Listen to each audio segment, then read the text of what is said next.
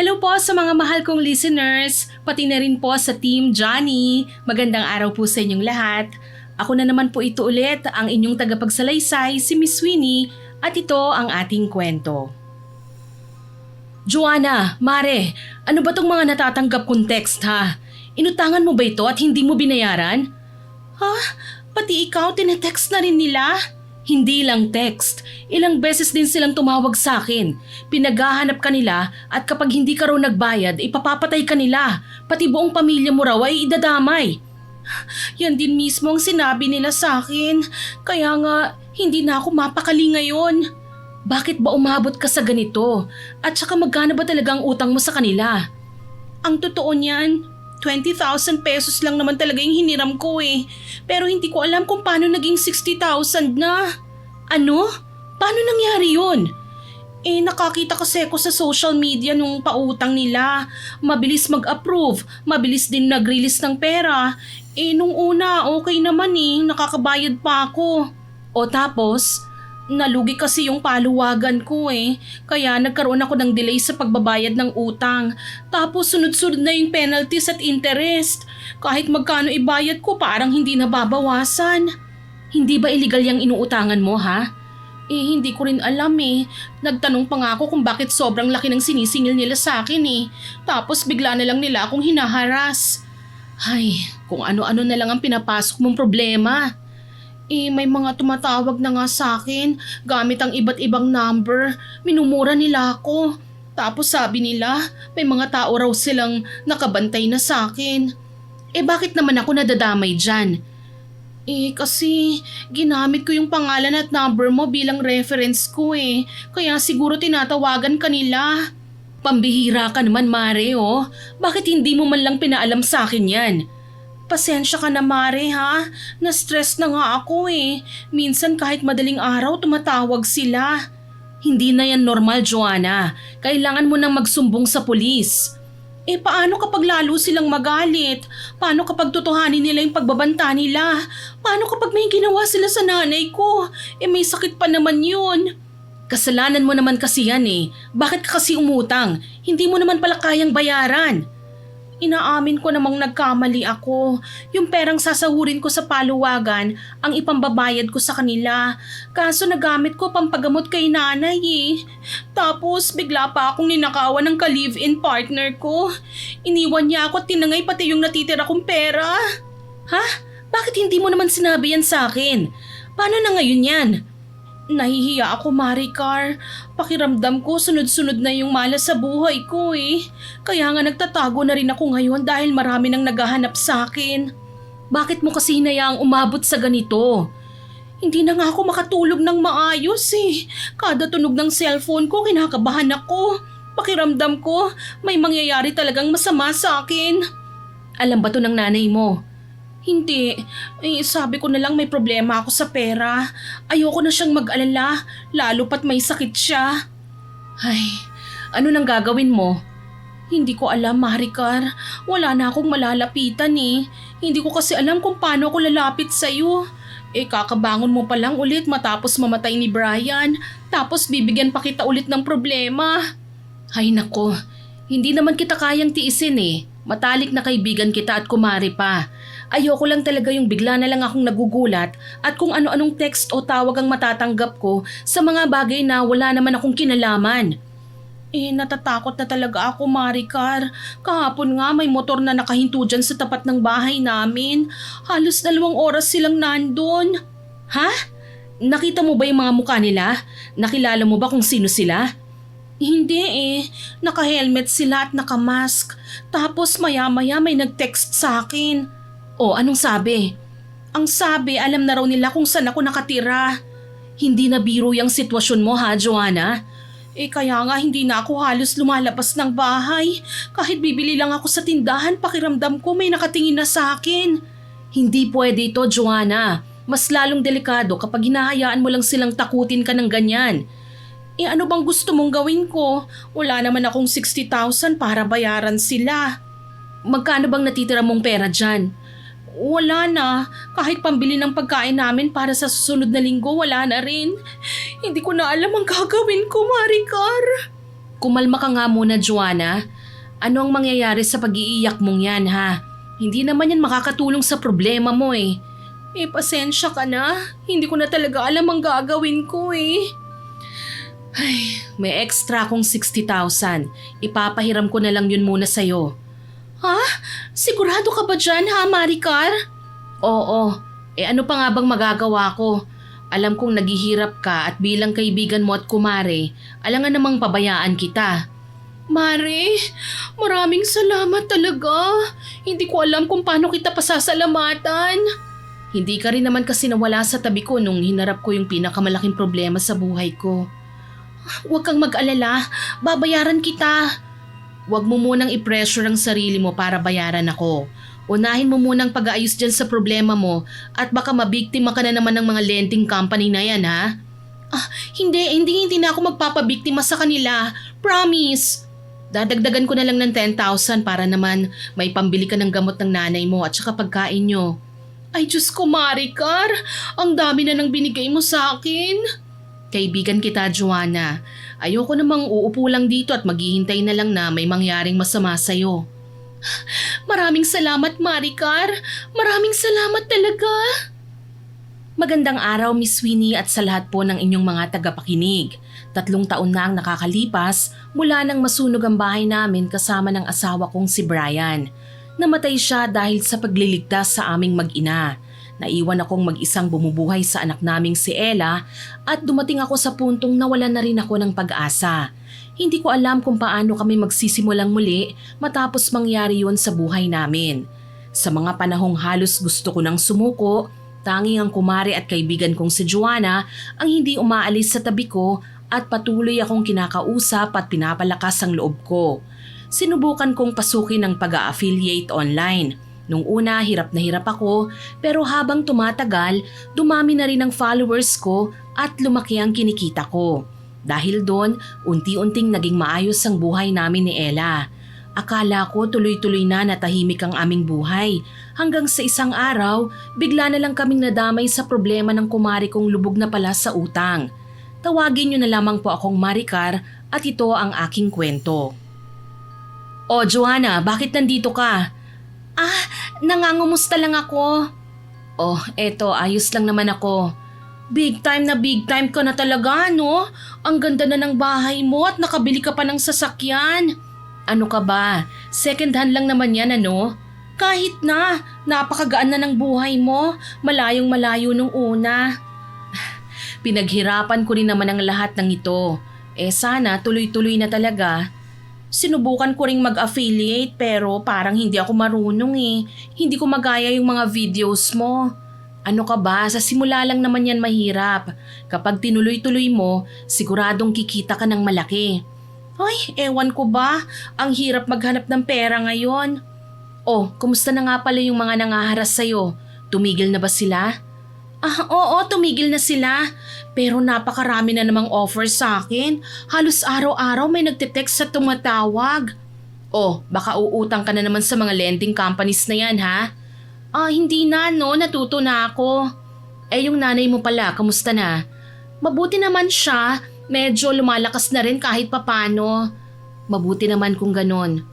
Buti ka pa talaga, Maricar. Parang gumaan ang buhay mo. Kailangan ko kasing magsipag para masigurong magiging maayos ang kinabukasan ng inaanak mong si Ella. Pero at least may pumapasok na pera sa'yo. Ako kasi pakiramdam ko, paikot-ikot na lang tong buhay ko. Puro na lang kamalasan. Hay, makakabawi ka rin. Kilala naman kita madiskarte ka kaya. Ewan ko ba, minsan naiisip ko, baka malas talaga ako sa buhay. Huwag kang ang ganyan, dumadaan lang siguro tayo sa stage ng buhay na hirap tayo. Ako rin naman halos gumuho ang buhay ko nung mawala ang asawa ko. Pero tignan mo ko ngayon, umayos na hindi ba? Sipag lang yan, tiyaga at dasal. Pero ikaw, kahit ang dami mong pinagdaanan, nakakaahon ka pa rin. Wala naman kasi kung choice nun kundi magsumikap. Kasi kung susuko ako, paano yung anak ko?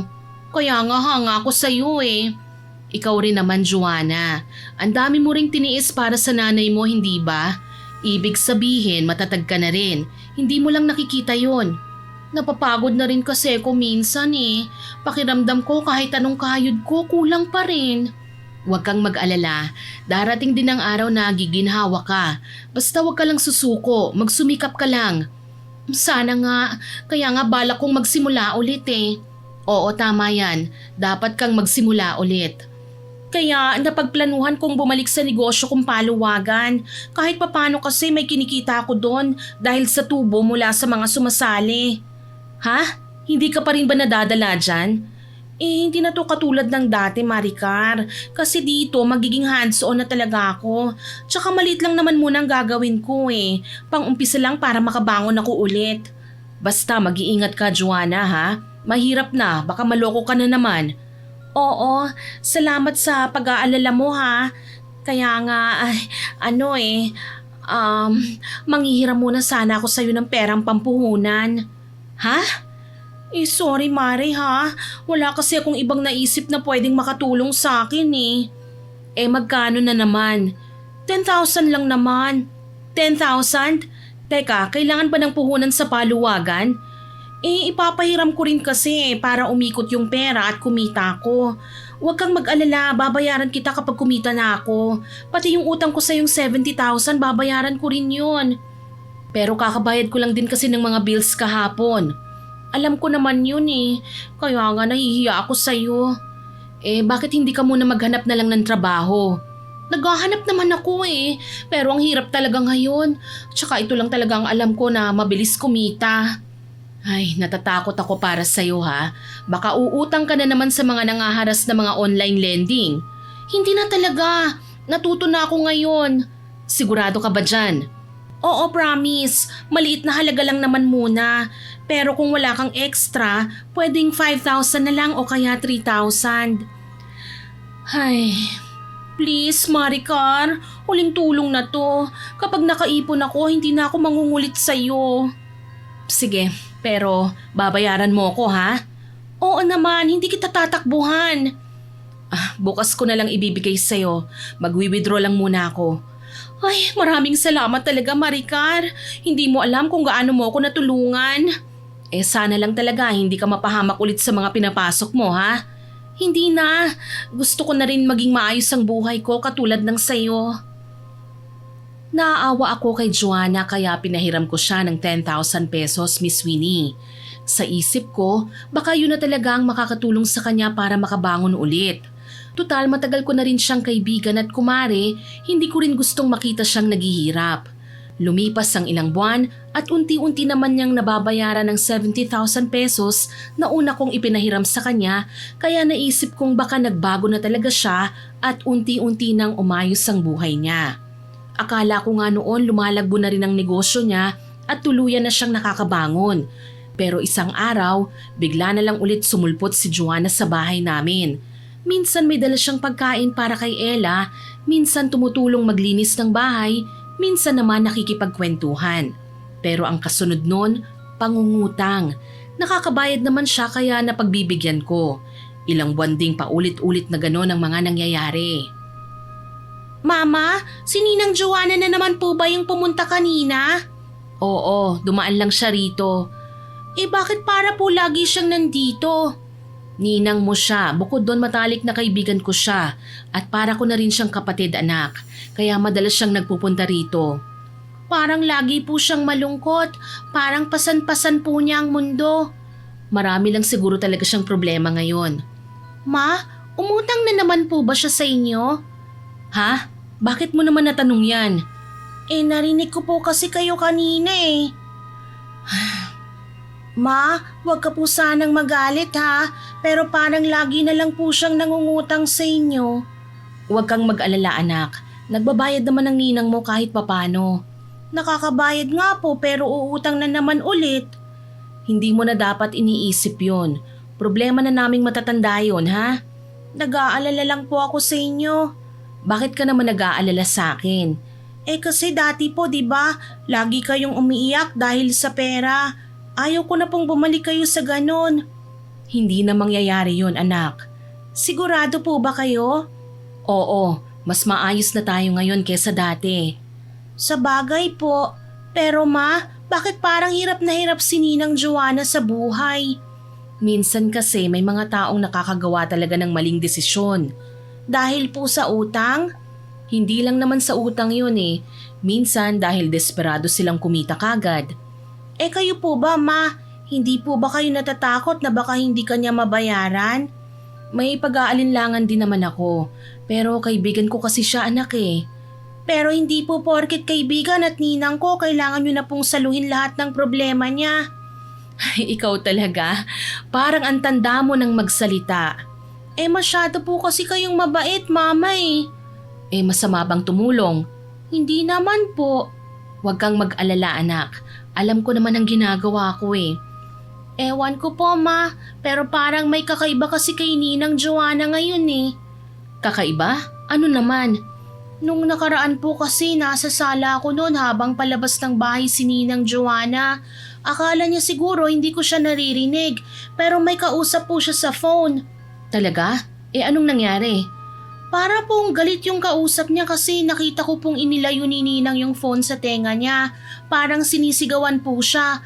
Sabi po ni Ninang, hindi pa po ako nakakahanap ng pera. Please lang, tigilan niyo muna ako. Ha? Totoo ba yan? Opo, narinig ko mismo mula sa kanya. Napakunot ang noo ko sa mga sinabi ni Ella, Miss Winnie. Hindi ko alam kung bakit pero bigla akong nakaramdam ng kakaibang kaba. Pakiramdam ko may inililihim sa akin si Joanna pero pinilit ko pa ring alisin yon sa isip ko dahil ayoko siyang pagdudahan. Kinabukasan habang nasa kusina ako, bigla na lang tumunog ang doorbell. Nung lumabas ako, nakita ko ang isang lalaking seryoso ang muka at nakakatakot ang dating. Ikaw ba si Maricar? Ako nga, ano bang kailangan nyo? Mabuti naman at madali lang kitang nahanap. Bakit? Sino ho ba kayo? Ako si Roland. Ako yung katransaksyon nyo ni Joanna. Pasensya na ha, pero hindi ko ho kayo kilala at hindi ko alam ang sinasabi nyo. Nandito ako para singilin ka sa utang ninyo. Ha? Ano hong utang? Ang laki na ng utang yung dalawa ni Joanna sa kumpanya namin. Ano? Sandali lang ha, parang may mali yata eh. Wala ho akong utang sa inyo. Kung umutang man ho si Joanna sa inyo, siya lang ho yun kaya wag niyo akong dinadamay dyan. Kayong dalawa ang nakapangalan sa account na yun. Account? Anong account? Joint account ng utang ninyo. Ano? Hindi nga kami magkamag-anak at lalong hindi kami mag-asawa para magkaroon ng joint account. Hindi na namin problema yon. Ang importante, pareho kayong pumirma sa kasunduan. Anong kasunduan yan? Tsaka wala ho akong pinipirmahan na kahit na ano. Eto, tignan mo mga dokumentong dala ko. Sandali lang ha. ID ko to ha. Oo, wag mong sabihing wala kang alam dito. Bakit may photocopy ka ng ID ko? Iyan ang itanong mo kay Joanna. Hindi sa akin. At saka, hindi ako ang pumirma nito. Peke yung pirma. Halatang ginaya lang oh. Nako, wag niyo akong pinaglololoko. Hindi niyo ako madadala ng mga ganyan-ganyan nyo, no? Umalis na nga kayo. Wala akong panahong makipag-usap sa mga pakulo nyo. Kahit ano pang sabihin mo, may records kami. Wala akong alam sa utang na yan. Hindi nga yan binabanggit ni Joanna sa akin eh. Iyan ang problema sa inyo eh. Kapag nangungutang, ang babait. Pero kapag singilan na, magkakaroon bigla ng amnesia. Totoo naman talaga ang sinasabi ko eh. Magkano ba kasi ang utang na yan? Principal plus interest at mga penalty fee dahil lagpas na sa due date. Kung pagsasamahin lahat, aabot na sa 800,000 pesos ang utang nyo. Ano? 800,000 pesos? Baliw ba kayo? Hindi legal tong ginagawa nyo. Ano bang alam mo sa legal? Isusumbong ko kayo sa pulis. Pulis? Sige, subukan mo. Talaga, pangaharas na tong ginagawa nyo. Makinig kang mabuti, Maricar. Kapag hindi ka nagbayad, may mangyayaring masama sa anak mo. Nasa eskwelahan ang anak mo ngayon, di ba? Huwag niyo siyang idadamay. Wala siyang kinalaman dito. Hindi ka ba nakakaintindi? Hindi ko nga utang yon. Hindi naman ako nakinabang sa perang yon para singilin niyo ako ng may pagbabanta. Kahit hindi ikaw ang gumastos, pangalan mo pa rin ang nasa account. Peke nga ho yung pirma na yan. Hindi nyo ba nakikita yon? Wala na kaming pakialam dun. Ang importante, mabayaran nyo kami. 2 linggo. Yan lang ang ibibigay kong palugit sa inyo. Teka, saan naman ako kukuha ng ganyan kalaking pera? Diskartehan mo. Mukha naman marami kang pera ngayon ah. Balita ako nga, malaki raw ang kinikita mo sa pag-affiliate online eh. Kahit may pinagkukunan ako ng pera, hindi ganun kadaling kumita ng ganyan kalaking halaga. Takot na takot ako matapos umalis ni Mang Roland. Hindi mawala sa isip ko ang mga sinabi niya, lalo na nang idadamay niya si Ella sa pagbabanta niya. Agad kong tinawagan si Joanna pero hindi na siya sumasagot. Sinubukan ko ring i-message siya pero naka-deactivate na pala ang lahat ng social media accounts niya. Dahil sa sobrang kaba, pinuntahan ko pa siya sa kanila pero ayon sa mga kapitbahay, umalis na raw sila ng nanay niya ilang araw nang nakalilipas. Doon na ako tuluyan na stress. Pumunta ako sa bangko para tignan kung magkano pang laman ng bank account ko. Meron pa akong 500,000 piso pero hindi naman sapat yun at nakalaan na sa panggastos naming mag-ina yun. Ma, para pong may problema po kayo. May konting problema lang ako anak. Ano pong problema? May gulong kinakaharap ang ninang Joanna mo ngayon eh. Dahil po ba sa utang niya? Oo, ganun na nga. Utang naman niya pala yun eh. Pero bakit parang nadadamay po kayo? Hindi ko rin alam. Hindi ko rin maintindihan kung paano ko nadamay dito. May ginawa po ba si Ninang Joanna? Hindi ko pa alam ang buong kwento anak. Ayaw kasing sagutin ni Joanna ang mga tawag at chat ko eh. Tsaka lumipat na rin pala sila ng bahay. Pinagkatiwalaan niyo po siya, hindi ba? Oo, kaya nga nagtataka ako kung bakit parang may tinatago siya sa akin. Baka natatakot lang din po siya. Pero bakit parang bigla na lang siyang nagtago? Baka po may nangyari sa kanya, ma.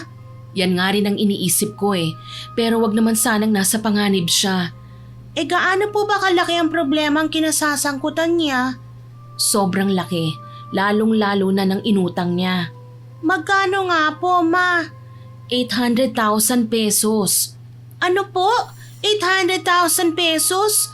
Ma, parang imposible naman pong mabayaran agad yun.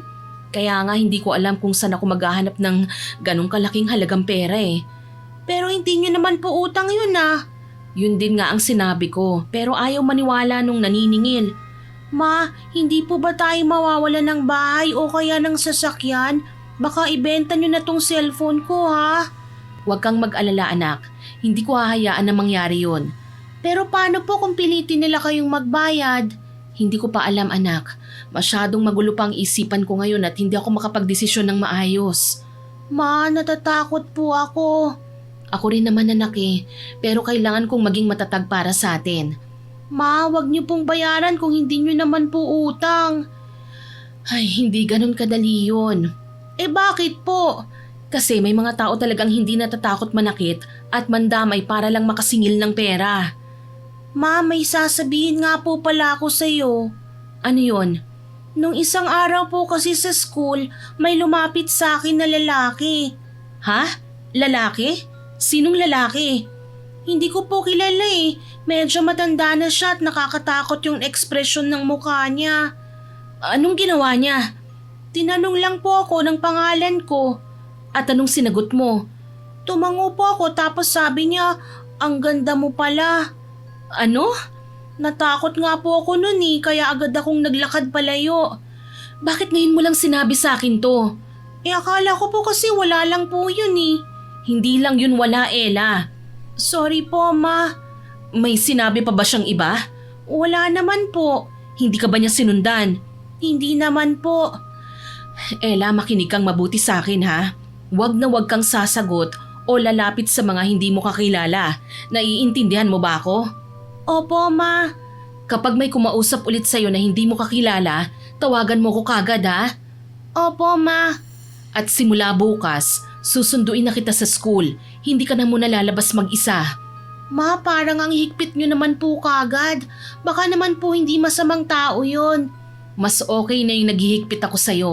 Mas mabuti nang sigurado tayong ligtas ka. Naiintindihan mo ba? Opo, ma.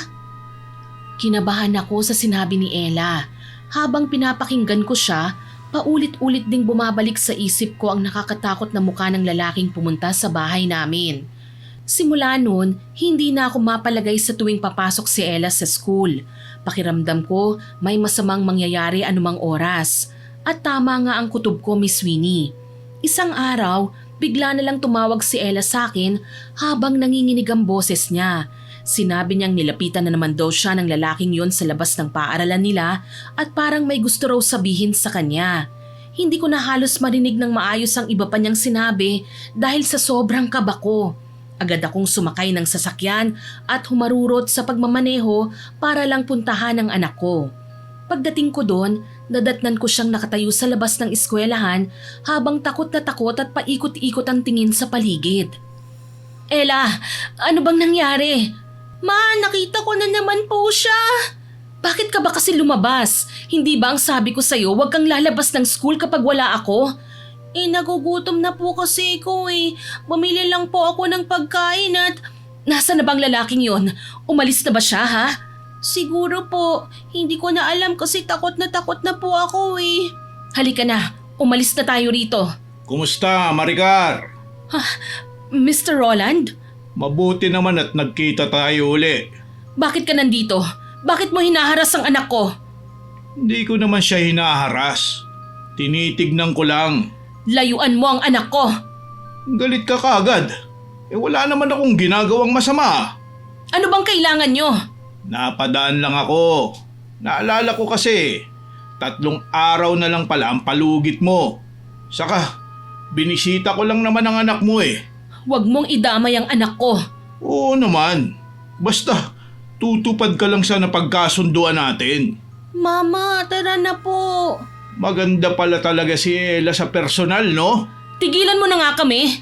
Alam mo, Maricar, sa ganda niyang yan, sayang na sayang kung may mangyayaring masama sa kanya. Mr. Roland, nakikiusap ako sa inyo. Huwag niyong idadamay ang anak ko. Bakit hindi? Kung siya lang ang tanging paraan para makabayad kayo, gagamitin ko siya. Wala akong utang sa inyo.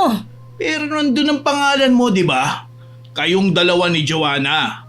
Masyadong matalino si Joanna dahil nakapagtago na siya kagad. Pero hindi pa rin siya nakalusot sa ginawa ko sa kanya. Anong ginawa mo kay Joanna? Sabihin na lang natin na pinaalala ko lang sa kanya kung ano nangyayari kapag hindi marunong magbayad ng utang ang isang tao. Sasampahan ko kayo ng kaso kapag hindi kayo tumigil. Kaso? Oo, ipakukulong ko kayo. Maricar, matagal na naming ginagawa to. Hindi na kami natatakot sa pulis-pulis na yan. Mga hayop kayo. Mag-ingat ka sa pagsasalita mo Ano ba talagang gusto nyo? Ang gusto ko, 800,000. Bakit ba kayo namimilit? At bakit kayo nangaharas? Yan ang mali sa inyong utangere.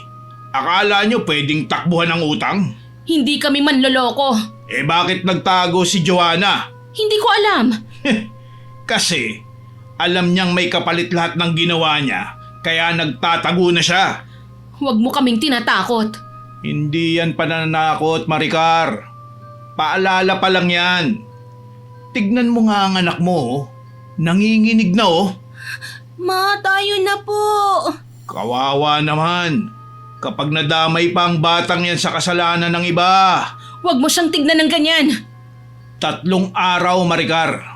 Kapag hindi ka pa nagbayad, alam mo na ang mangyayari sa anak mo. Umalis si Mr. Roland sakay ng kanyang motor. Nang makalayo na siya ng konti, sinubukan kong kuhanan ng litrato ang plate number niya para may maipakita sana ako sa pulis. Pero mas lalo akong kinabahan nang mapansin kong wala pala itong plate number. Dali-dali kong pinasakay si Ella sa sasakyan at agad kaming umalis. Halos hindi makapagsalita si Ella sa buong biyahe namin dahil sa sobrang takot at kahit ako hindi na rin mapalagay dahil paulit-ulit na bumabalik sa isip ko ang mga sinabi ni Mr. Roland. Kinagabihan, hindi na ako nakatulog kaya naghanap ako online ng impormasyon tungkol sa kumpanya ni Mr. Roland. Pero wala akong makitang maayos na detalye tungkol sa kanila.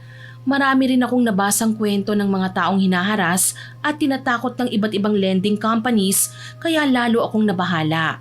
Habang nagbabasa ako, bigla namang tumawag si Joanna. Dali-dali ko yung sinagot, pero may hihinang hikbi lang ang narinig ko mula sa kabilang linya kaya lalo akong kinabahan. Joanna? Hello, Joanna? Joanna, magsalita ka nga. Ano ba tong nangyayari? Joanna, nandyan ka pa ba? Ano ba talagang nangyayari? Sino ba tong Mr. Roland, ha? Hello?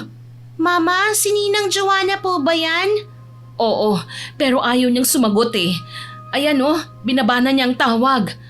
Ay, ano ba talaga ang nangyayari, Ma? Sino ba kasi ang lalaking yun at bakit parang pinagbabantaan niya tayo? Hindi ko rin alam, anak. Ang alam ko lang, may malaking problemang pinasok si Joanna. Pero bakit parang galit na galit sila sa atin? Kasi ginamit ng ninang Joanna mo ang pangalan ko sa utang na yun. Pero hindi niyo naman po yun alam, hindi ba? Oo, kaya hindi ko maintindihan kung paano nangyari ang lahat ng ito. Ma, baka dapat magsumbong na po tayo sa mga pulis. Yun nga ang gagawin ko. Hindi na normal tong ginagawa nila sa atin. Natatakot po ako dun sa lalaking yun, Ma. Huwag kang mag-alala. Hindi kita pababayaan. Hindi ako papayag na may mangyaring masama sa'yo. Pero bakit parang hindi siya natatakot kahit sinabi niyong magsusumbong kayo sa pulis? Yan nga ang pinag-aalala ko rin eh. Ma, baka po totohanin nila yung mga pagbabanta nila. Huwag mong isipin yun, anak. Nandito ako. Poprotektahan kita. Hindi ka nila masasaktan. Pangako yan. Pero paano po kung sundan nila ulit ako sa school? Hindi ka na muna lalabas mag-isa. Ihahatid sundo kita araw-araw. Basta pangako mong hindi ka lalabas ng school kung wala ako, ha? Opo, Ma. Sana bumalik na si Ninang Joanna at sabihin niya ang lahat ng totoo. Sana nga. Kasi habang mas tumatagal, mas lalo akong kinakabahan sa maaaring mangyari. Kinabukasan, nagpa-blatter ako sa pulis tungkol kay Mr. Roland at sa kumpanya nila. Pero ayon sa pulis, mahirap pa raw yung aksyonan dahil kulang ang ebidensya at wala rin akong sapat na impormasyon tungkol sa kanila. Hindi rin daw rehistrado sa SEC ang kumpanya nila. Sinabi rin nilang marami na silang natatanggap na reklamo laban sa mga lending company na gumagamit ng harassment at pananakot para makasingil at ginagawa naman daw nila ang lahat kasama ang NBI para masugpo ang mga ito. Pinayuhan na lang nila ako na huwag makipagkita kay Mr. Roland ng mag-isa at siguraduhin may makuha kong video o larawan kapag nagpakita siyang muli. Hanggang sa dumating na ang araw ng paniningil ni Mr. Roland. Maaga pa lang, nagtungo na siya sa bahay namin. Pero hindi ko siya pinagbuksan ng pinto dahil natatakot akong baka kung ano ang gawin niya. Mula sa loob ng bahay ko lang siya kinausap habang nasa labas naman siya at kahit nasa loob ako, ramdam ko pa rin ang matinding kaba dahil hindi ko alam kung ano ang gagawin ko. Buksan mo tong pinto, Maricar! At bakit ko naman gagawin yon? Ngayon na ang araw na binigay ko sa iyong palugit. Dapat, mabayaran mo na ang 800,000 na utang nyo ni Joanna. Hindi ako magbabayad sa utang na hindi ko naman ginawa. Nagmamatigas ka pa rin ba talaga, ha? Ikaw ang matigas. Sinabi ko naman sa yung hindi ko utang yan eh. Paulit-ulit na lang tayo eh. At paulit-ulit ko ring sasabihin na wala akong kinalaman dyan. Hindi na mahalaga yun ngayon. Ang kailangan ko, makuha na ang bayad nyo. Mahalaga yon dahil iligal yung ginagawa nyo. Maricar, wag mo nang pahirapan pa ang sarili mo. Hindi mo alam kung ano ang kaya kong gawin. Nagsumbong na ako sa mga pulis tungkol sa'yo at sa kumpanya nyo. Nagpa-blatter na ako dahil sa pangaharas at pagbabanta nyo sa amin. At may ginawa ba silang aksyon? Ginagawa na nila ang trabaho nila. Hindi habang buhay makakatakas sa mga taong katulad nyo. Masyado ka nagtitiwala sa mga pulis. Nagpapalaki lang naman sila ng tiyan sa opisina nila eh. Sa tingin mo, aaksyonan nila ang reklamo mo, ha? Mas mabuti nang umasa sa kanila kesa walang ginagawa. Matapang ka lang ngayon dahil nasa loob ka ng bahay mo. Sige, lumabas ka dyan. Magbayad ka na ng utang mo. Tigilan nyo na kami. Umalis ka na. Ang tigas din kasi ng ulo mo eh. Kung magbayad ka lang ngayon, hindi na tayo aabot pa sa ganitong usapan. Hindi ako magbabayad ng utang na hindi ko naman ginamit. Sige, panindigan mo yung katigasan ng ulo mo, ha. Alam mo, Maricar, madaling magsalita habang ligtas pa ang anak mo. Wag na wag mong idadamay ang anak ko! Paano kung siya lang pala ang paraan para makinig ka? Animal ka! Kapag may nangyaring masama sa anak ko, hindi kita titigilan! Kaya nga binibigyan pa kita ng pagkakataon eh. May iiwan akong bank account number dito sa may pintuan ng bahay mo ha. Doon mo idideposito ang 800,000. Hindi ko gagawin yon. Maghihintay ako hanggang alas 12 ng hating gabi. At kapag walang pumasok na pera sa account na yan, humanda ka na sa maaaring mangyari. Hindi mo ako matatakot! Hindi na to pananakot, Maricar. Babala na to. Kasi, ang totoong takot mararamdaman mo lang kapag may nangyari na sa anak mo. Isang maling desisyon mo lang, baka habang buhay mo ng pagsisihan. Tignan natin ngayon kung sino ang magsisisi. Kapag dinamay mo ang anak ko, sisiguraduhin kong mabubulok ka sa kulungan! Hindi na sumagot si Mr. Roland sa akin. Dahil doon dahan-dahan akong sumilip sa labas at nakita kong sumakay na siya ng motor niya at tuluyan nang umalis. Maya-maya lang, narinig ko naman ang sirena ng paparating na sasakyan ng pulis. Nang dumating kasi si Mr. Roland, Miss Winnie, agad na akong tumawag sa mga pulis para humingi ng saklolo dahil natatakot ako para sa aming mag-ina. Pagdating ng mga pulis, ikinuwento ko sa kanila ang lahat ng nangyari. Sinabi naman nila na ginagawa na raw nila ang lahat para matunton at mahuli ang mga taong nasa likod ng ganitong klase na iligal na paniningil at harassment. Kinuhanan din nila ng litrato ang bank account number na iniwan ni Mr. Roland. Pinayuhan din nila ako na wag munang pababayaan si Ella at hanggat maaari, wag muna siyang palalabasin ng mag-isa. Hindi rin daw nila kami kayang bantayan buong araw pero paiigtingin daw nila ang pagruronda sa lugar namin at kailangan ko raw silang tawagan kagad kapag nagpakitang muli si Mr. Roland o may kahinahinalang nangyayari sa paligid namin. Ma, natatakot na po ako. Huwag kang mag-alala anak, nandito lang ako, hindi tayo pababayaan ng mga pulis. Ma, kung bayaran mo na lang kaya yun. Kung magbabayad ako sa kanya, paano nang kinabukasan mo? Paano nang kakainin natin? Makakahanap naman po tayo ng pera, hindi po ba ma? Hindi yun ganun kadali anak. Pero paano kung hindi po siya tumigil? Huwag mo nang isipin yon, ako nang bahala dyan. Natatakot po akong pumasok bukas sa school ma. Parang ayaw ko munang lumabas ng bahay. Siguro hindi na muna kita papapasukin sa school simula bukas. Kakausapin ko muna ang teacher mo. Pero baka mapag-iwanan po ako sa lessons. Bumawi ka na lang kapag maayos na natin ang problema, ha? Hindi ko gustong isugal ang kaligtasan mo anak eh. Nawala na sa akin ang papa mo kaya hindi ako papayag na pati ikaw mawala rin. Naiintindihan mo ba ako? Pero ma... Ramdam ko ang takot na nararamdaman ni Ella kaya niyakap ko siya para iparamdam na magiging maayos din ang lahat. Kahit nakakaramdam na rin ako ng takot at hindi ko na alam kung ano pa ba ang susunod na mangyayari sa amin. Hanggang sa isang araw, bigla na lamang nagkasakit si Ella. Napakataas ng lagnat niya. Bibili sana ako ng gamot pero natatakot akong iwan siyang mag-isa sa bahay kaya dinala ko na lang siya sa ospital para ipa-check up. Sinuri naman siya ng doktor pero wala silang makitang kakaiba sa kalagayan niya, bukod lang sa lagnat. Ayon sa doktor, posibleng napagod at na-stress lang daw si Ella nitong mga nakaraang araw kaya nilalagnat siya at kailangan lang muna niyang magpahinga ng maayos. Kumusta na ang pakiramdam mo ha anak? Ma, nangihina pa rin ako pero hindi na po ako mainit. Ibig sabihin, hindi ka pa tuluyang magaling. Magpahinga ka pa ha? Ma, para yatang iba po ang pakiramdam ko ngayon eh. Bakit? Ano bang nararamdaman mo? Parang mabigat po yung katawan ko. Tapos parang wala akong lakas kahit nakahiga naman po ako buong araw. Baka epekto lang yan ng lagnat mo. Tsaka gamot na iniinom mo. Ma? Oh, bakit anak? May sasabihin din po ako sa inyo. O, ano yon? Kasi po kagabi, parang may narinig akong bumubulong. Ha? Bumubulong? Mahina lang po yung bulong at saka hindi ko po maintindihan yung salita niya. Nananaginip ka lang siguro. Akala ko nga rin po nung una panaginip lang pero kahit gising na ako, parang naririnig ko pa rin po yung mga bulong. Ella, wag mo munang isipin ang mga yan ha. Paniguradong na-stress ka lang talaga sa mga nangyari. Pasensya ka na ha, anak.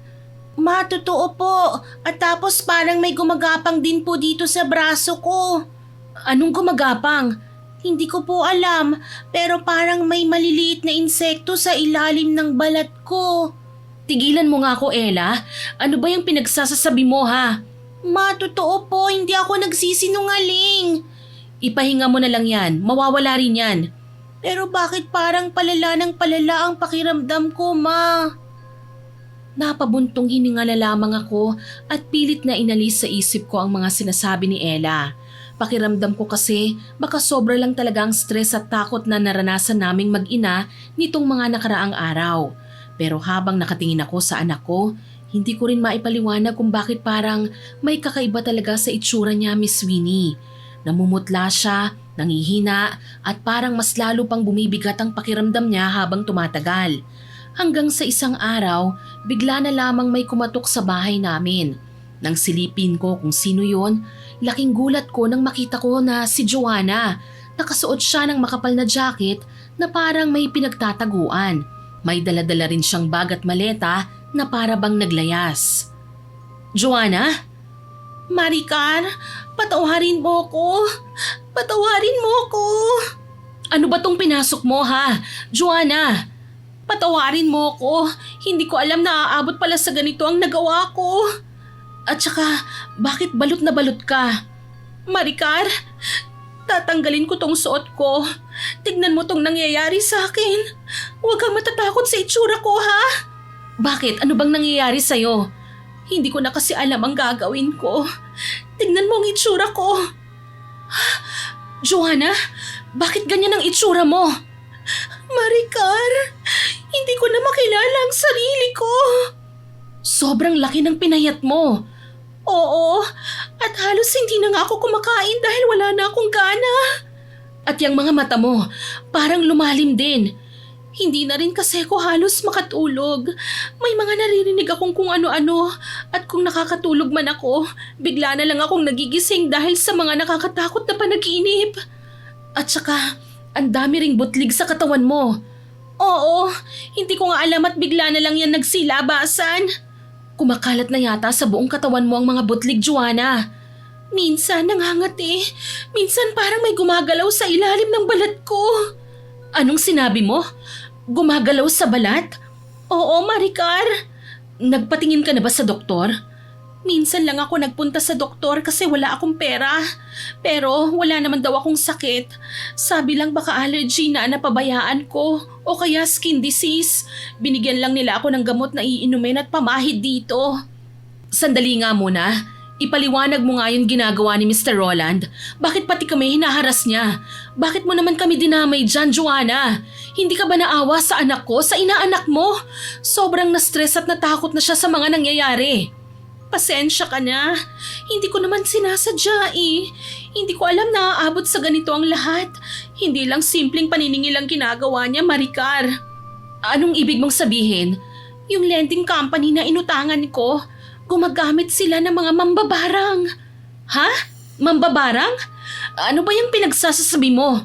Totoo, Maricar. Maniwala ka sa akin. Nung una, hindi rin ako naniniwala. Akala ko pananakot lang nila yon kaya sinabi nilang may kakayahan silang barangin ng mga umuutang sa kanila para hindi sila takasan. Pero nung nagsimula akong manghina at magkaroon ng mga butlig sa katawan ko, doon ko na na-realize na may ginagawa talaga silang kakaiba. Hindi ako naniniwala dyan. Patawarin mo ako, Maricar. Nadamay pa kita sa gulong ito. Ano ba kasi itong ginawa mo, Joanna? Matagal na kasi akong umuutang sa kanila. Akala ko ba isang beses ka lang umutang? Hindi. Napakarami kong inutangan ng mga lending companies. Pero paulit-ulit akong bumabalik sa kumpanya nila kasi hindi naman sila ganun kahigpit kagaya ng sa iba. Mabilis silang magpahiram at konting requirements lang yung hinihingi nila. Diyos ko naman, Joanna. Akala ko ba nagtinu ka na? Pero hindi ako pumapalya sa pagbabayad sa kanila. Pero anong nangyari? Bakit nagkaganito? Bakit pati ako nadamay na? Kasi may inoffer sila sa akin na joint account. Ano ba kasing joint account yan? Yan din ang sinabi sa akin ni Mr. Roland. Pwede raw mag-share ng utang ang dalawang tao para mas malaking halaga ang mahiram. Kaya ikaw kagad ang naisip ko. Ay. At saka ginamit ko rin yung utang ko dyan para mabayaran ko yung mga inutang ko sa'yo nung una. At yung ID ko, yung pirma ko.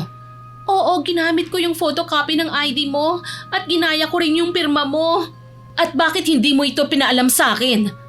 Pasensya ka na, Maricar. Hindi ko pinaalam sa'yo kasi alam ko namang hindi ka papayag eh. Diyos ko naman, Joanna. Hindi mo ba alam kung ano yung takot na nararamdaman ko at ng anak ko sa ginawa mo? Sorry, naging desperada lang kasi ko noon eh. Pinagkatiwalaan kita. Akala ko kasi mababayaran ko kaagad yon. Magkano bang inutang mo at bakit umabot sa 800,000? Umabot yung principal ng 50,000 pesos pero hindi ko alam kung bakit bigla na lang umabot sa ganyang halagang ibabalik ko. Paanong hindi mo alam? Utang mo yan. Responsibilidad mo yan. Nagkapatong-patong na kasi yung utang ko eh. Hindi na ako nakakabayad ng maayos. Hindi ko na alam kung ang binabayaran ko ba interest ba yun o kaya ang principal amount. Hindi ko na maintindihan. Hindi ka kasi nag-iisip, Joanna. At tapos nang hindi na ako nakakabayad, bigla na lang silang hindi nagparamdam ng ilang buwan. Nasa isipan ko noon na baka nalugi na sila, baka hindi na nila ako sisingilin pa. Hanggang sa isang araw, bigla na lang nagpakita si Mr. Roland sa akin at sinisingil niya ako ng 800,000 piso. Naku naman, Joanna! Nang marinig ko yun sa kanya, nangisay ako. Hindi ko alam kung saan ako lalapit. Kaya nanghingi ako ng 3 araw na palugit sa kanya para bayaran ang utang ko. At bakit umabot sa ganito? Ginamit ko yung 3 araw na yun para tumakas. Nagtago ako kasamang nanay ko. Nag-deactivate din ako sa lahat ng social media account ko at in-off ko rin ang cellphone ko. Kaya ba ako ang pinuntahan niya? At ako ngayon ang hinaharas niya? Maricar, patawarin mo ako. Hindi mo man lang naisip ko anong mangyayari sa amin ni Ella? Akala ko kasi hindi na nila ako hahabulin eh. Kaya naging kampante na ako. At paano mo naman nalaman na binabarang ka ng Mr. Roland na yon? Kasi habang nagtatago ako, may nakilala kong dating biktima nila. Biktima rin ng lending company nila. Siya ang nagsabi sa akin tungkol sa kumpanyang yon. At anong nalaman mo? Kapag hindi raw nakakabayad ang mga umutang, gumagamit sila ng mga mambabarang. Totoo ba talaga yung mga sinasabi mo, ha? Totoo, Maricar. Nung una, hindi rin naman ako naniniwala eh. Pero kinuwento niya sa akin yung nangyari sa kapatid niya. Nangutang daw kasi yung kapatid niya sa kumpanyang yon, tapos hindi nakabayad. Binalaan daw itong magsisisi siya, kaya bigla na lang daw siyang nagkasakit. Nangayayat, nilagnat at hindi makatulog. At palaging sinasabing may gumagapang daw sa balat niya. Pinatignan nila sa doktor pero wala namang makitang sakit. Hanggang sa namatay yung kapatid niya. Tumigil ka nga dyan! Hindi naman siguro totoo ang barang. Baka nagkataon lang yon. Totoo ito, Maricar. Kaya nung nagsimula akong magkaroon ng mga butlig at nang hinahanan ng ganito, doon na ako natakot ng sobra. Hindi ito biro, Joanna, ha? Maricar, patawad talaga. Alam mo ba kung ano ang nangyayari ngayon kay Ella? Bakit? Anong nangyayari sa kanya? Nangihina rin siya. Bigla siyang nagkaroon ng lagnat. Diyos ko! May naririnig daw siyang mga bulong at parang may gumagapang na insekto sa ilalim ng balat niya. Gaya nga ng nangyayari sa akin. Kung ganon, binabarang din ng anak ko. Maricar, sorry. Sorry talaga. Hindi ko alam kung mapapatawad mo pa ako pero nagsisisi ako sa mga ginawa ko. Ang laking problema ng binigay ko sa'yo, pati sa inaanak ko. Alam kong galit na galit ka sa akin ngayon. Niloko kita, ginamit kita. Joanna naman. Pero wala na talaga akong ibang malalapitan ngayon. Natatakot na ako, Maricar. Pakiramdam ko unti-unti na akong mamamatay. Tumigil ka nga dyan. Totoo, Maricar. Kada gabi pakiramdam ko may kung anong gumagalaw sa katawan ko. Parang may kumukuha na sa akin. Ayoko pang mamatay. Ako lang ang inaasahan ni nanay. Ano ba kasi tong pinasok mong gulo eh? At ngayon pati si Ella nadadamay na. Hindi na kaya ng konsensya ko. Bakit mo ba kasi ginawa yon? Desperada na ako. Natatakot ako. Tanga ako. Pero Joanna, anak ko na ang nadadamay ngayon. Alam ko, kaya kahit murahin mo ko o itaboy, tatanggapin ko yon. Pero please tulungan mo ko. Hindi ko na alam ang gagawin ko eh. Bakit ba kasi ito nangyayari? Maricar, kung pwede sana. Ano? Nahihiya ako pero kung pwede sana, dito na muna ako tumira sa'yo. Ano? Wala na akong ibang mapuntahan. Ayoko ring mapag-isa ngayon. Masyadong mahina ang katawan ko. Pero tutulungan kitang gumawa ng paraan laban sa kanila. Hindi kita iiwan sa problemang ito. Please naman, Maricar. Ang hirap mong patawarin, Joanna. Alam ko yon. Sobra yung galit na nararamdaman ko sa'yo ngayon. Maricar, nasasaktan ako para kay Ella. Pero hindi kita iiwan ngayon. Sige, hindi to ang oras para sisihin kita. Kung ganun, Maricar? Oo, dito ka muna habang ginagawan ko to ng paraan. Kung hindi ko lang pinapahalaga ng pagkakaibigan natin at pagiging magkumare at yung pagturing ko sa yung kapatid, ewan ko na lang talaga kung anong magagawa ko sa'yo. Maraming salamat talaga, Maricar. Maraming salamat. Pero hindi pa to tapos ha.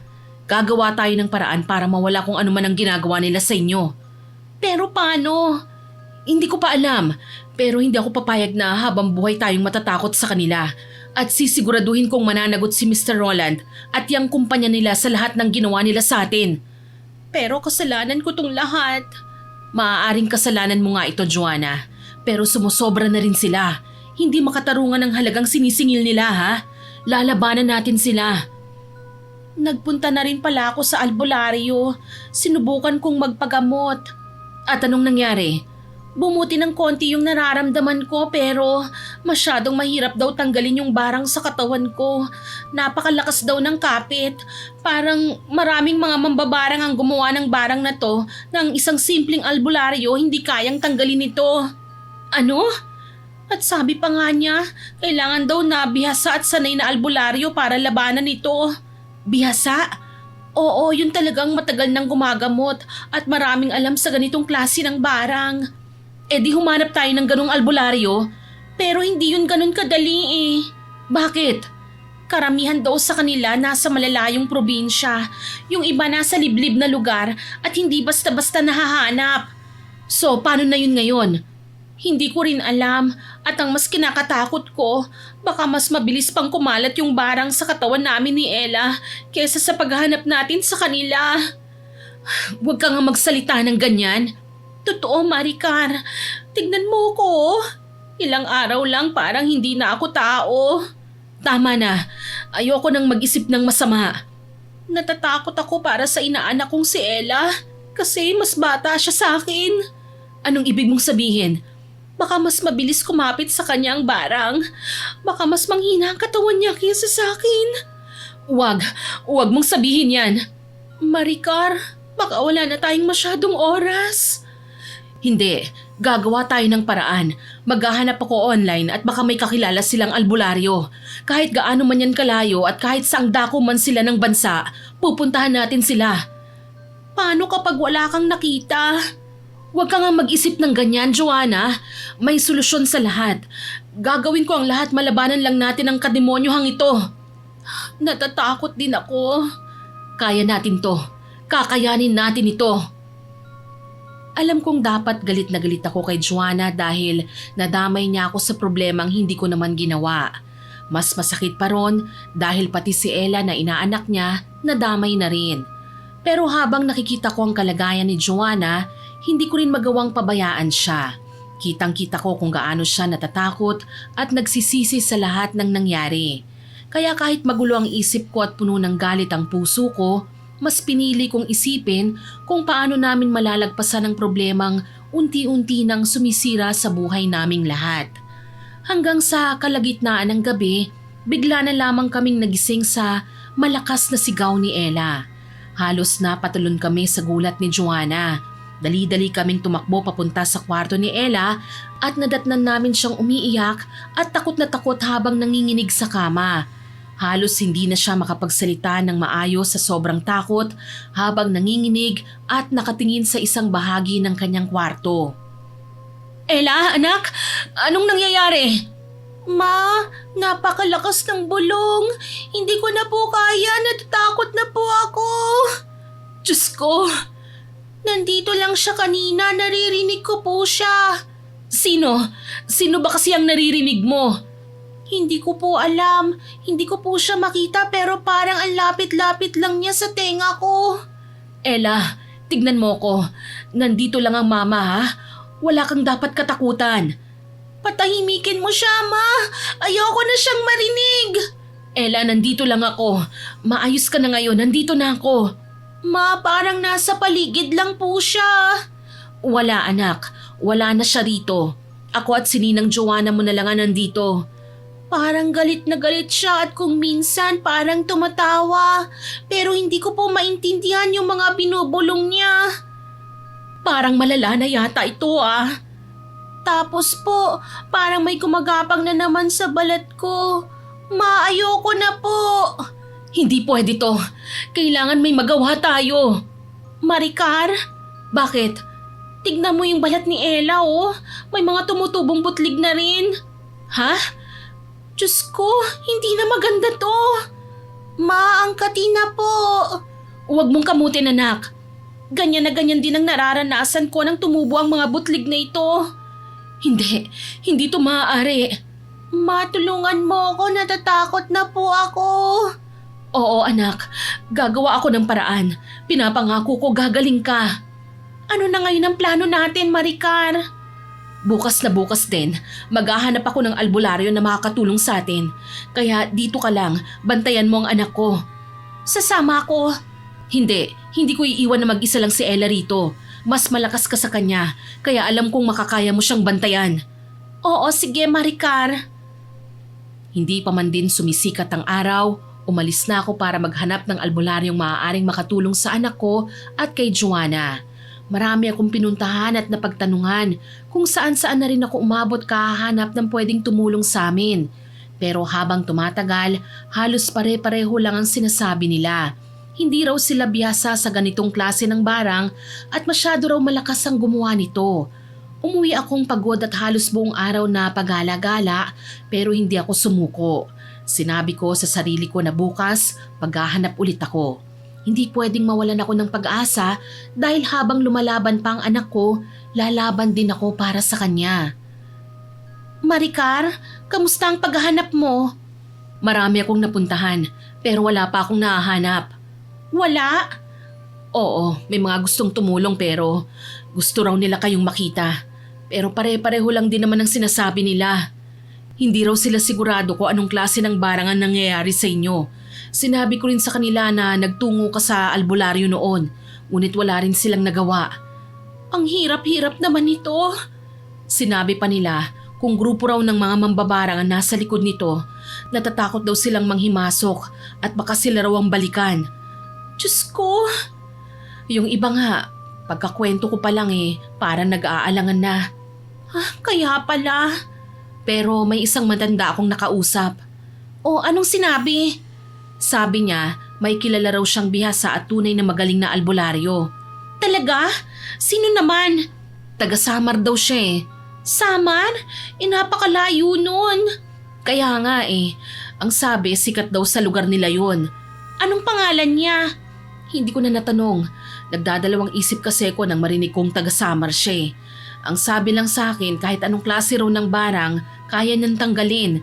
Kahit malakas daw at matagal nang nakakapit, kayang-kaya niya. Di kung ganun, puntahan natin. Pero, bakit? May problema ba? Oo, may problema nga Ayon sa matandang yun, hindi raw siya sigurado kung buhay pang albularyong yun. Ha? Matanda na raw kasi siya nung huli niyang makita Kailan ba niya huling nakita? Matagal na rin daw, mga 10 taon na. At wala na rin siyang balita tungkol sa kanya. Ay, Diyos ko naman. Pero wala na tayong choice. Kahit maliit na pag-asa pa yan, kakapitan natin. Pero Maricar, hindi ako titigil hanggat hindi gumagaling si Ella. At ikaw rin. Kung ganon, hahanapin natin siya sa Samar? Kung maaari, gagawin natin yon. Habang nag-uusap kami ni Joanna, bigla na lamang may kumatok ng napakalakas sa pinto ng bahay namin. Nagulat kami at sabay napatingin sa isa't isa. Hindi ko maipaliwanag pero bigla akong kinabahan dahil parang may masamang mangyayari. Sunod-sunod at palakas ng palakas ang katok kaya dahan-dahan kong sinilip kung sino ang nasa labas. Halos tumigil ang tibok ng puso ko nang makita ko kung sino ang nakatayo sa may pinto, si Mr. Roland. Bigla kaming natakot ni Joanna at dali-daling lumayo sa pinto. Hindi namin siya pinagbuksan at mula sa loob lang ng bahay namin siya kinausap habang nasa labas naman siya. Alam kong nandyan ka, Maricar. Alam kong nakikinig ka sa akin. Anong kailangan mo? Bakit ka nandito? Wala lang. Gusto ko lang naman mga musta. At kung magtatawag ka ng pulis ngayon, mas lalo ko pang papabilisin ang nararamdaman ng iyong anak. Hayop ka! Oo, galit na kaagad ah. Itigil mo na tong ginagawa mo! Bakit? Kumusta na nga pala si Ella, ha? Tumahimik ka! Nilalagnat pa rin ba? Nangihina? May mga tumutubong butlig ba, ha? Isa kang demonyo! O baka may naririnig na rin siyang mga bulong. Tama na! Mr. Roland, wala kang karapatang barangin kami dahil lang sa utang. Sandali. Pamilyar yung boses na yan, ah. Hayop ka! Demonyo ka! Joanna? Pambihira. Nandiyan ka lang pala. Tigilan mo na kami! Dito lang pala kita mahanap, Joanna. Tigilan mo na kami! Tama na, Mr. Roland! Tama na? Mula talaga sa'yo, ha?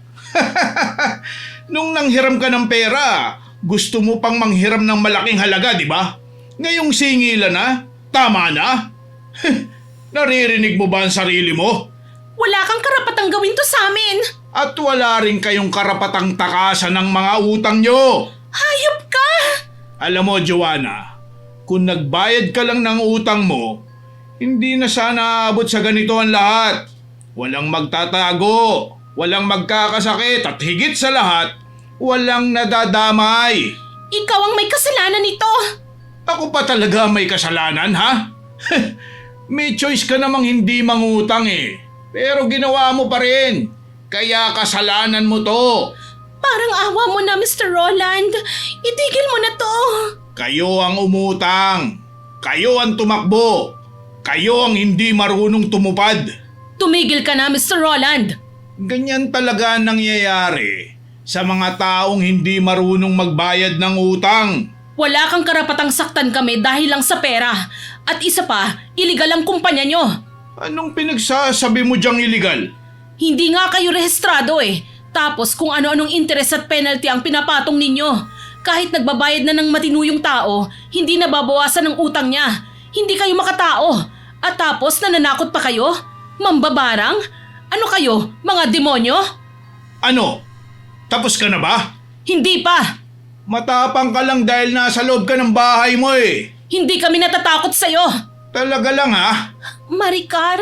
Sige, tignan natin kung hanggang kailan tatagal ang tapang nyo. Layuan mo na kami. Joanna, Maricar, makinig kayong dalawa ha. Hindi pa tapos ang singilan natin.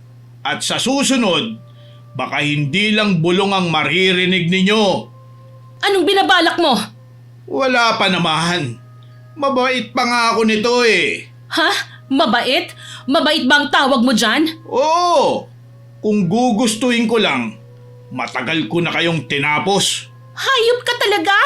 Pero dahil mabuti nga akong tao, bibigyan ko pa kayo ng 1 linggo.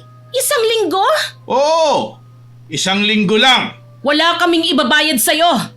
Hindi ko sinasabing magbabayad kayo.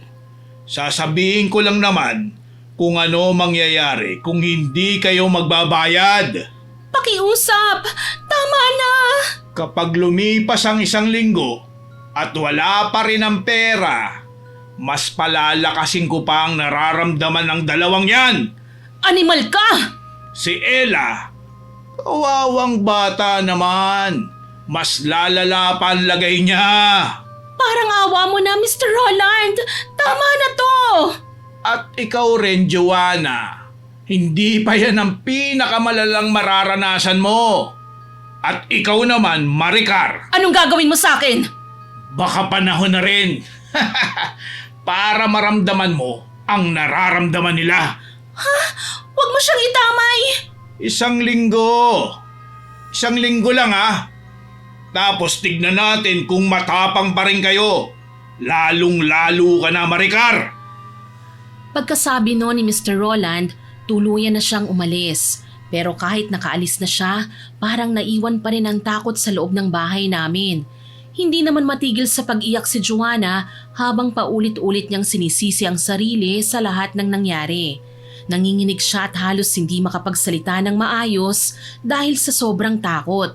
Parang unti-unti na rin siyang nawawalan ng pag-asa sa mga nangyayari sa amin. Maricar! Sorry! Kasalanan ko tong lahat. Gusto ko nang mamatay. Joanna, kung hindi ako umutang, kung hindi kita dinamay, hindi sana mangyayari to. Hindi sana magkakasakit si Ella. Hindi sana tayo nagtatago rito at hindi sana tayo sinasaktan ni Mr. Roland. Joanna, tama na. Hindi ko na nga alam kung paano pa ako makakahingi ng tawad sa iyo eh. Baka kamatayan na lang ang kabayaran sa kasalanan kong ito. Tignan mo nga ako, Joanna. Patawad, Maricar.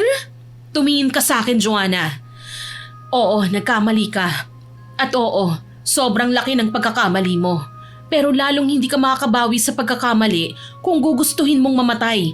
Kaya tigilan mo na nga muna ang pagsisi sa sarili mo. Paanong hindi ko sisisihin ang sarili ko? Kasi biktima ka rin eh. Hindi lang ikaw ang may kasalanan sa mga nangyayari. Pero ako ang dahilan kung bakit nadamay kayo.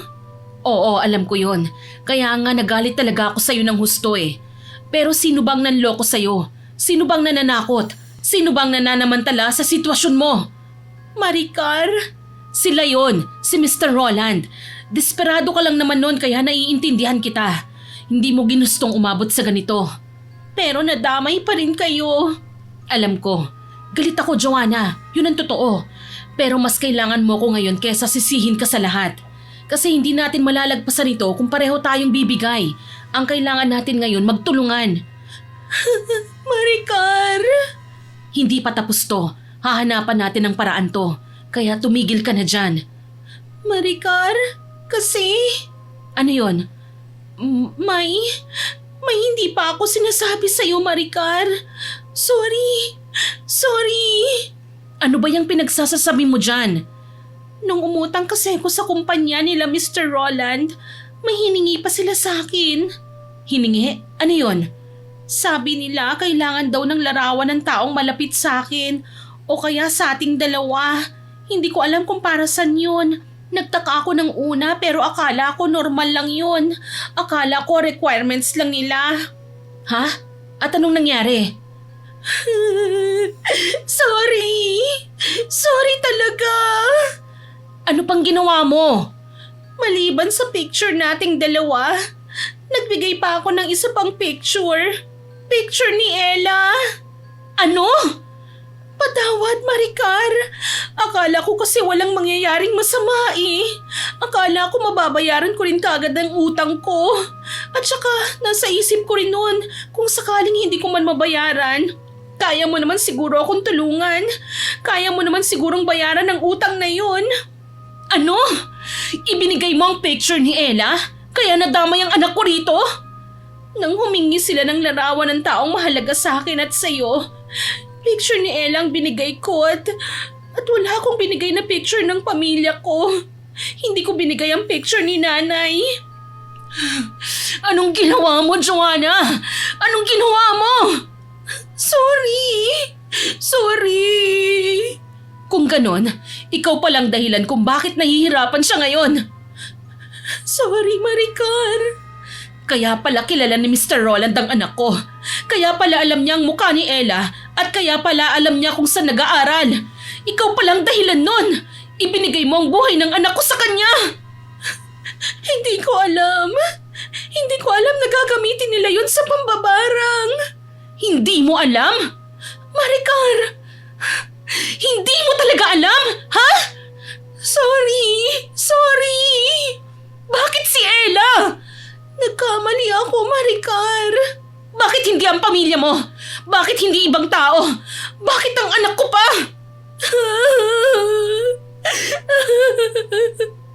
Kapatid ang turing ko sa'yo, Joanna. Pinapasok kita sa bahay ko. Tinulungan kita. Pinautang kita. Tapos, itong gagawin mo? Ipinagkanulo mo ang anak ko sa demonyong yon. Nung una akala ko kaya kitang patawarin at magtutulungan tayo para malutas ito. Pero pati anak ko dinamay mo? Nasaan ang puso mo? Wala kang utang na loob. Sorry. Hindi ko na alam kung mapapatawad pa kita. Parang gumuho ang buong mundo ko nang marinig ko ang mga sinabi ni Joanna, Miss Winnie. Hindi ko maintindihan ang nararamdaman ko noon. Galit, sakit, pagkabigo, halo-halo na. Pakiramdam ko hindi lang ako niloko ng matalik kong kaibigan. Pakiramdam ko ginamit niya ako. Habang tuloy-tuloy sa pag-iyak at paghingi ng tawad si Joanna, magulong-magulo ang isip ko ng mga panahong yon.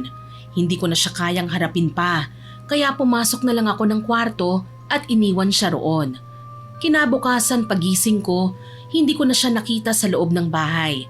Wala na rin ang mga dala niyang bag at maleta. Tahimik na ang buong araw at parang bigla na lang siyang naglaho. Pumasok ako sa kwarto ni Ella at nakita kong nanghihina pa rin siya habang nakahiga sa kama. Ma? Ella, anak, anong nararamdaman mo ngayon? May masakit ba sa'yo, ha? Wala naman po, pero mabigat pa rin po ang pakiramdam ko. Magpahinga ka muna dyan, ha? At huwag ka munang bumangon. Ma? Oh, anak. Kailan po ba ako gagaling? Magtiwala ka lang, anak, at magdasal. May awa ang Diyos. Alam kong hindi ka niya pababayaan. Ma, natatakot na po akong matulog. Bakit naman? Kasi kakaiba yung mga panaginip ko at hindi ko na rin po maintindihan. Anong klaseng panaginip ba yan? Parang may nakatingin po sa akin sa madilim na lugar, tapos walang tigil pa rin po yung bulong na naririnig ko. Anak, kahit nga pagising ko parang naririnig ko pa rin siya minsan. Huwag kang mag-alala, anak. Ginagawa ko ang lahat para matapos na to. Ma, narinig ko po kayo ni Ninang Joanna. Binabarang daw po ako. Si Ninang Joanna po ba? Binabarang din po ba siya? Huwag mo na muna kasing isipin ang mga bagay na yan. Ang mahalaga ngayon, lakasan mo ang loob mo at huwag kang padadaig sa sakit na yan, anak. Opo, Ma. Durog na durog ang puso ko habang nakikita kong naghihirap ang anak ko. Hindi ko na matiis ang kanyang sitwasyon. Habang tumatagal, pakiramdam ko, mas lalong lumalala ang kalagayan ni Ella at natatakot ako na baka dumating ang oras na maging huli na ang lahat para sa kanya. Sa tingin ko rin, hindi makakatulong ang mga pulis dahil hindi sila maniniwala kung sasabihin kong barang ang pinanlalaban ni Mr. Roland at ng kumpanya niya. Kaya gusto ko nang magpunta sa Samar. Pero kahit hanapin ko ang sinasabing bihasang albularyo, hindi ko rin naman alam kung gaano katagal bago ko siya mahanap at kung buhay pa nga ba talaga siya. Habang iniisip ko yon, mas lalo akong natatakot na baka maunahan kami ng barang sa katawan ni Ella. Kaya dumating ako sa isang napakahirap na desisyon. Plano kong isanla ang bahay namin at mangupahan na lang muna. Pati ang sasakyan ko, handa ko na ring ibenta. May 500,000 pa akong natitira sa bangko, kaya 300,000 na lang ang kulang para mabayaran ng buo ang utang na siyang nagpapahirap ngayon sa anak ko. Pero bago ako tuluyang magdesisyon, minabuti ko munang kausapin si Mr. Roland. Himalaya ta! At hinarap mo na ako at hindi ka na nagtatago sa likod ng pinto mo. Tama na to, Mr. Roland.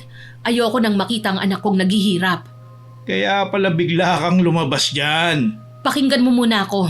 Sige, ano bang gusto mo ngayon? Tatapusin ko na ito. Magbabayad na ako. Talaga? Pero bigyan mo ako ng 3 araw. May kailangan lang muna akong ayusin para makuha ang 800,000 na ibabayad ko sa'yo. Mukhang natauhan ka rin ah. Pero hindi ibig sabihin nun na tama ang ginagawa mong pananakot at pananakit. Magbabayad ako dahil ayoko nang makitang naghihirap pa ang anak ko. Wala akong pakialam sa opinyon mo. Ang mahalaga sa akin, makuha ko ang pera. Pero gusto kong malinaw tayo. Malinaw naman akong kausap eh. Kapag nabayaran ko na ng buo ang utang na yon, tatanggalin mo kung ano man ang ginawa mo kay Ella. Siyempre naman. At pati na rin kay Joanna. Bakit para yatang nag-aalangan ka kay Joanna? Na-realize mo na bang siya ang punot dulo ng lahat ng ito, ha? Ang palautang mong kaibigan? Wala ka nang pakialam doon. Huwag kang mag-alala, Maricar. Kapag nakuha ko na ang bayad mo, mawawala rin ang lahat ng nararamdaman nila. Siguraduhin mo lang ha. Hindi ko na kayo guguluhin pa. Pero tandaan mo, Maricar. Ano yon? Kapag sinubukan mo kong lokohin, baka hindi mo na lang maabutan ng buhay ang anak mo. At siguraduhin mo ring tutupad ka sa usapan natin kapag naibigay ko ng pera. Huwag kang mag-alala. May isa akong salita. Matapos ang pag-uusap namin ni Mr. Roland, tuluyan ko nang isinanla ang bahay namin at naibenta ko na rin ang sasakyan ko. Nakakuha ko ng 400,000 pesos sa lahat ng yon at kasama ng 500,000 pesos na natitira sa bangko ko, nabuo ko rin sa wakas ang perang hinihingi ni Mr. Roland. May 100,000 na lang akong tinira para sa pangkonsumo naming mag-ina at pambayad sa maliit na apartment na nilipatan namin. Habang nakatitig ako sa perang nakahanda para kay Mr. Roland, nasa isip ko na matatapos na rin sa wakas ang bangungot na sumira sa buhay namin. Pero habang inaayos ko ang mga gamit namin sa apartment, bigla na lamang may kumatok sa pinto. Pagbukas ko, laking gulat ko nang makita ko si Joanna. Nanghihina na siya, puno ng sugat ang katawan at parang galing sa matinding gulo. Halos hindi na rin siya makatayo ng maayos habang nakatingin sa akin na parang humihingi ng tulong. Maricar? Joanna? Ang kapal naman ng mukha mo at bumalik ka pa talaga rito? Teka, anong nangyari sa'yo? Bakit ganyan ang itsura mo? Binugbog nila ako, Maricar. Sinong gumawa niyan sa'yo? Si Mr. Roland at mga tao niya. Ano? Nang umalis ako sa bahay mo, hinanap ko siya. Nagmakaawa ko sa kanya. Nakiusap ako na wag na kayong idamay pa ni Ella. Sinabi ko sa kanya na ako na lang ang saktan nila kasi ako naman talaga ang may kasalanan. Pero hindi siya nakinig. At para yatang mas pinalala pa niya ang barang sa katawan ko. Diyos ko naman. Maricar, patawad talaga. Hindi ko na alam kung paano pa ako babawi sa'yo. Pero may nakuha ako mula sa kanila. Nakuha? Ano yon? May nakuha akong mga ebidensya. Ha? Nasaan? Patingin nga ako. Mga picture sa loob ng opisina nila. Mga ID. Totoong pangalan nila, pati bank accounts. Pasikreto akong kumuha ng mga shots at impormasyon tungkol sa kanila habang nasa opisina nila. Nandito lahat sa cellphone ko. Nakuha mo lahat? Hindi lahat, pero sapat na siguro to para matuntun sila ng mga pulis. Malaking tulong to kapag nagsumbong tayo sa kanila. Pero kapag nagsumbong tayo sa pulis ngayon at naipakulong sila, baka hindi matanggal ang barang sa katawan nyo ni Ella at baka maging huli na ang lahat. Oras ang kalaban natin ngayon, Joanna. Sa bagay, tama ka nga doon. Baka mas lalo pa kayong mapahamak. Ano nang gagawin natin ngayon? Nakumpleto ko ng pera. Ano? Nakuha ko ng 800,000 piso. Kung ganon, magbabayad ka na lang talaga. Mas importante ang kalagayan ng anak ko. Pero huwag kang mag-alala, may plano ako. Anong plano mo? Gagamitin pa rin natin yung mga nakuha mo sa opisina nila. Babayaran ko sila pero magbabayad din sila sa kanilang ginawa. Nakipagkita akong muli kay Mr. Roland at binigay ko na ang 800,000 pesos. Sinigurado naman niyang tatanggalin na niya ang barang sa katawan ni Ella at pati na rin kay Joanna. Ibinalik din niya ang picture ng anak ko. Habang inaabot ko sa kanya ang perang pinagpaguran at halos sumira sa buhay naming mag-ina, pakiramdam ko unti-unti ring nawawala ang lahat ng pinaghirapan ko sa loob ng maraming taon.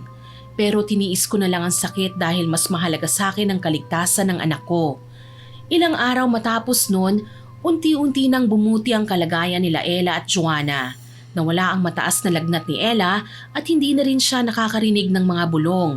Unti-unti ring nawala ang mga butlig sa katawan nila at bumalik ang lakas nila. Hanggang sa tuluyan na ngang gumaling sina Ella at Joanna. Doon lang ako nakahinga ng maluwag at naramdamang tapos na rin sa wakas ang bangungot na sumira sa buhay namin. Maricar, maraming salamat ha. Ang importante, maayos na kayo ni Ella. Hindi ko talaga akalaing tutulungan mo pa rin ako pagkatapos ng lahat ng ginawa ko. Kung ibang tao siguro yon, matagal na akong iniwan. Ang totoo niyan, malaki talaga ang galit ko sa'yo, Joanna. Ginawa ko lang to hindi para sa'yo kundi para sa anak ko. Kung ikaw lang ang binarang nila, wala naman akong pakialam eh.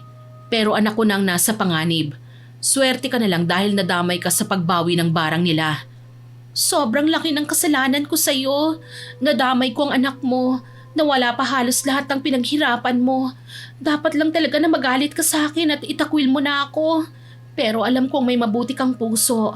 Kaya sobra akong nagpapasalamat sa lahat ng ginawa mo para sa akin. Hindi ko alam paano ako makakabawi sa'yo dahil hindi biro ang ginawa ko sa'yo. Nangangako ako, hindi na mauulit ito. Hindi na talaga. Hindi ka na talaga makakaulit pa sa akin, Joanna. Pero bago kita isipin, si Mr. Roland muna. Ha? Anong ibig mong sabihin? Matagal tayong tinakot ng lalaking yon. At hindi pwedeng matatapos lang yun ng ganon. At oras na para tayo naman ang maningil kay Mr. Roland at sa kumpanya nila. Nang makasigurong ligtas na kami at tuluyan ng maayos ang kalagayan nila Ella at Joanna, ibinigay na namin sa pulis ang lahat ng impormasyong hawak namin tungkol sa iligal na kumpanyang yon. Pero bago kami umalis, nakiusap kami sa pulis na itago ang aming pagkakilanlan dahil natatakot pa rin kami sa maaaring gawin ng mga taong konektado sa kumpanyang yon. May katagalan din bago kami nakabalita tungkol sa kumpanyang yon. Maricar, naparito ako para sabihin sa iyo ang balita. Anong balita? Nahuli na si Mr. Roland. Silang lahat. Ni-raid ng NBI ang buong opisina nila at nahuli silang lahat. Ano? Totoo ba yan? Oo, kanina ko lang napanood sa balita. Ang daming lumitaw na mga biktima nila. Ay, salamat sa Diyos. Mukhang tapos na talaga to. Sana nga, dapat talagang mahuli na sila para wala nang iba pang maging biktima. Pero ikinalulungkot ko, mukhang tapos na rin ang lahat para sa ating magkumare. Matapos ang lahat ng nangyari, unti-unti ring naging maayos ulit ang buhay naming lahat. Nagpatuloy ako sa pag-a-affiliate at mas lalo pang lumaki ang kinikita ko kesa dati. Unti-unti kong nabawi ang lahat ng nawala sa akin. Nakuha kong muli ang bahay namin at nakabili pa ako ng bagong sasakyan. Samantala, umiwas ako sa kumari at kaibigan kong si Joanna. Ramdam na ramdam ko pa rin ang galit at hinanakit sa ginawa niya sa amin mag-ina. Pero nabalitaan kong iniwan na ni Joanna ang pangungutang. Natuto na siya sa mapait na pangyayari sa buhay niya at nagsimula ulit ng tamang landas. Pinasok na rin niya ang pag-a-affiliate at sa pagdaan ng panahon, unti-unti na rin siyang kumikita at nakakabangon. Dahil sa pagsusumikap niya, nakita kong tuluyan na siyang nagbago. Dahil doon, unti-unti ko na siyang napatawad sa lahat ng kasalanan niya sa akin. Minsan dinalaw niya ako at taus-puso siyang humingi ng tawad. Unti-unti rin niyang binabayaran ng lahat ng nilabas kong pera nang dahil sa pagkakautang niya. Sinabi niya na utang daw niya yon, kaya dapat lang nabayaran niya yon. At kung tutuusin pa nga raw, walang katapat na halaga ang kasalanang ginawa niya sa amin ng inaanak niya. Hindi naman naging madali ang lahat, Miss Winnie. Ipinakita sa amin ng buhay kung gaano kapanganib ang desperasyon kapag hinayaan nating lamunin tayo nito. Pero ipinakita rin ito na kahit gaano kabigat ang problema, may pag-asa pa rin makapagsimulang muli basta marunong kang harapin ang pagkakamali mo. Kailangan ipagpatuloy ang buhay nang walang inaagrabyadong tao. Lumaban ng tama at ituwid ang maling landas. Sana po nagustuhan niyo ang kwentong binahagi namin sa inyo ngayon. Kukunin ko na rin po ang pagkakataong ito para magpasalamat sa inyo sa lahat ng nakinig at nagkomento sa mga nauna kong upload. Abangan niyo pa po sana mga susunod naming upload ha, at huwag kalilimutang mag-subscribe, like, share and comment sa mga stories namin. Para po mabilis niyong makita kung may bago kaming upload, pindutin niyo lang po ang notification bell para lagi kayong updated at notified. Aasahan ko pa rin po ang inyong suporta ha. Konting-konti na lang po, malapit na nating ma-reach ang 100k subscribers. Tama. Siyempre sa tulong po ninyo yan ha. Aasahan po namin yan. Muli ako po si Miss Winnie at kasama ko pa rin po si Sir John. Kita-kits po ulit, Team Johnny. Nagsasabi po kaming maraming salamat po sa inyong lahat sa walang sawang pakikinig at pagsuporta. God bless po sa ating lahat!